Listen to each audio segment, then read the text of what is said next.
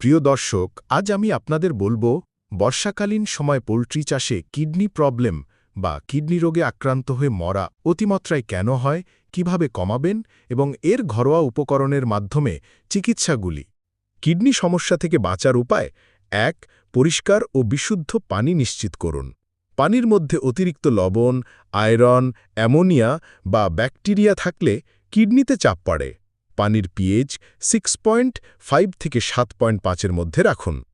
বর্ষাকালে বৃষ্টির পানি ঢোকা বন্ধ করতে রিজার্ভার কভার করুন। ২. মাইকোটক্সিন নিয়ন্ত্রণ।